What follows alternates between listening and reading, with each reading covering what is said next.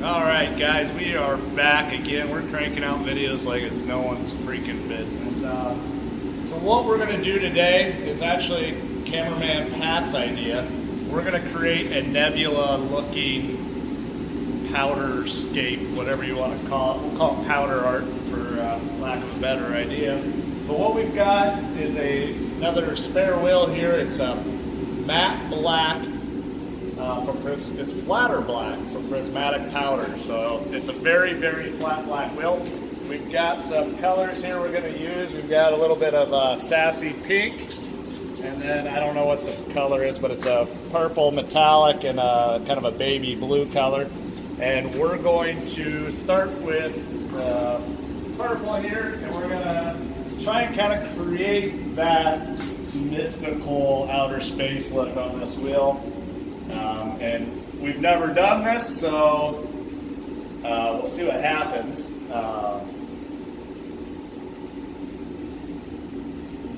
not going to look good. More powder. That is perfect. We might have to heat it up. There we go.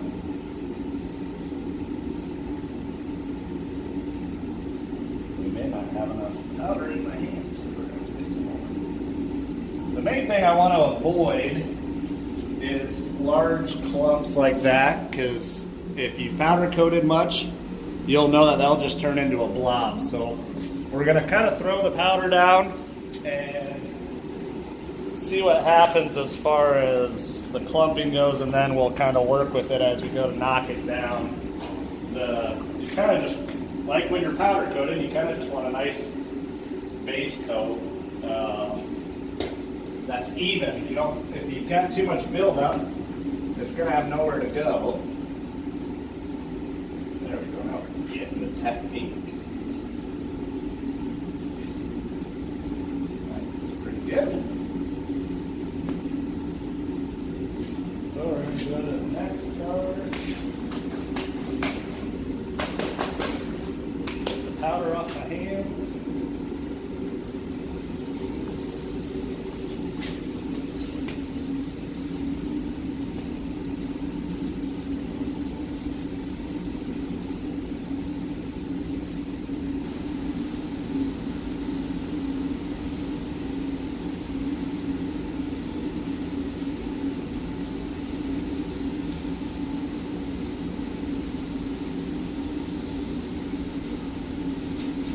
What do you think? Good on blue? Mm-hmm.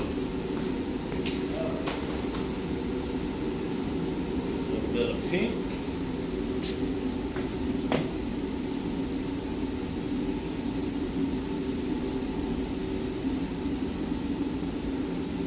Oh, that was cool.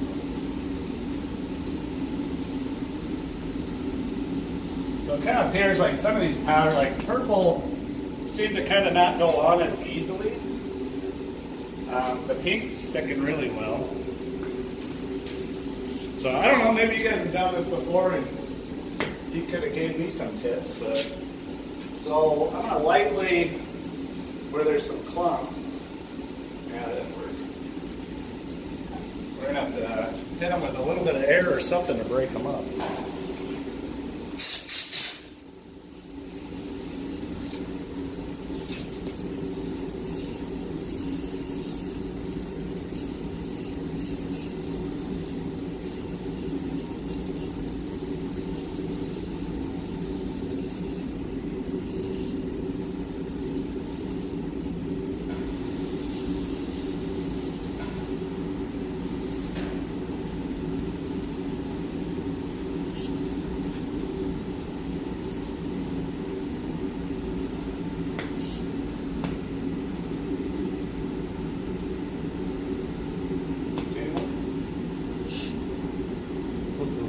So, because we touched a couple spots, I'm going to go ahead and throw a little more powder at it.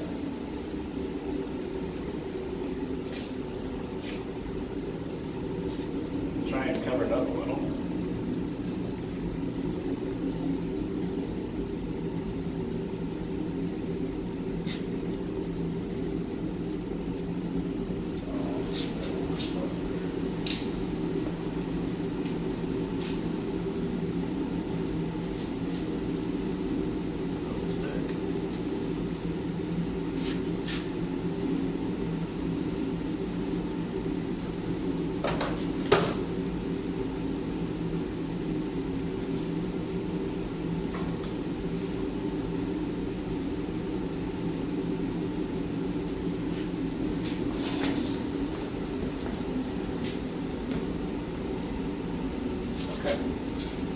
So we're gonna run that into the oven and see what the heck happens. I believe with that many textures and everything, you're gonna have a pretty dry, bumpy surface because you're not gonna have a nice, even flow out. If any of you guys have coated anything, when you can't touch up powder, so you can't come back and just touch up a light spot. You have to spray the whole thing or it won't melt evenly, so I assume that's what's gonna happen here. So we're gonna cook it, do a partial cure, pull it back out and do a nice gloss coat. We'll hang it back up on the rack. The reason it's down here is it's a cold wheel and the powder won't stick to it. There's no charge, so we don't have the ground and the negative and the positive charge. So we're going to go ahead and run it in the oven right now, and then we'll pick the video back up as we pull it out and clear coat it. All right, we're back. The wheel just came out of the oven.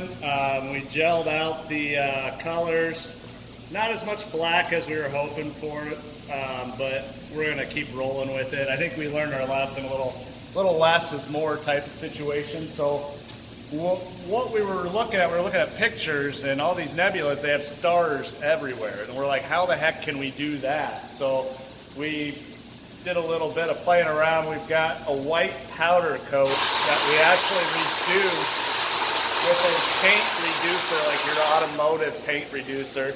We mix it up, it came out to a nice liquid, and then we were trying to figure out the best way to make stars, and our first thought was dab it on there, but we figured out that the stars are a little too consistent that way. So we're going to see how this goes. We're probably going to spill a lot of this paint, but we're going to flick it on, which gives us a little bit of randomness to the layout as well as the size, and that one drip. That's kind of what you want to stay away from. But again, this is powder. It's not liquid paint, so this wheel will be 100% powder. We'll put it back into the oven, let this do a partial cure with both colors, and bring it back out and clear coat it. So we'll finish this up, we'll get it back in the oven, and we'll get you back live with us when we're clear coating it.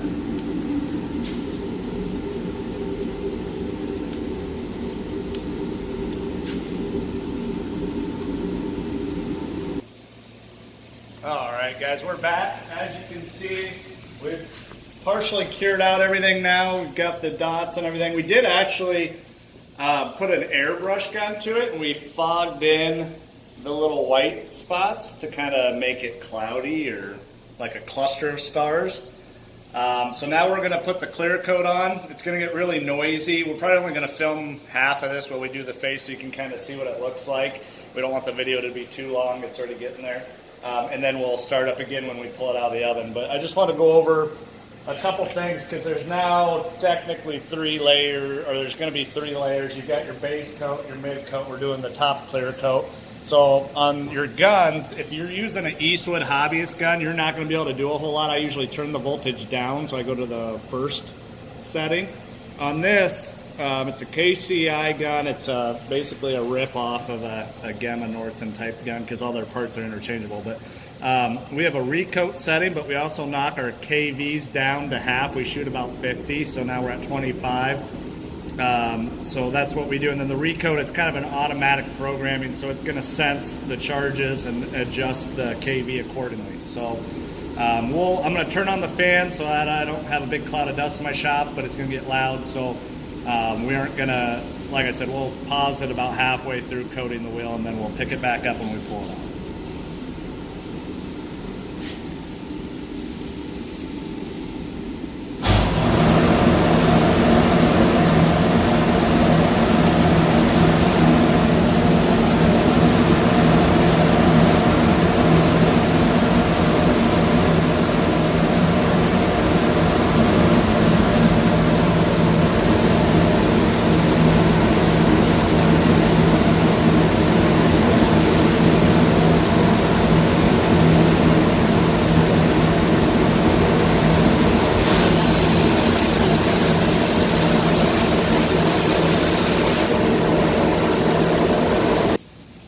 All right, everybody, we just pulled it out of the oven with the clear on it, and I'm a little upset at myself. I didn't get enough on there. It's a little bit textury, but not too bad. So that was kind of cool. It's a fun experiment. The gloss kind of wraps all those other layers in, and you can see the stars and all that, and the clouds and all that kind of stuff kind of showed up nicely.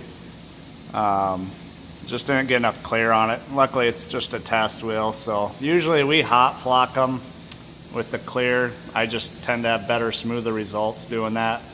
The KCI gun isn't as advanced as a Gemma or a Nordson, so you kind of got to make up for it with tips and tricks. So if you remember, this was a matte black wheel, and now it's a gloss black. So if you've ever wondered if adding gloss or a clear coat to your wheel would gloss it out, it's not as deep as the gloss black from most powder coaters, but there you have it. So that's our Nebula wheel.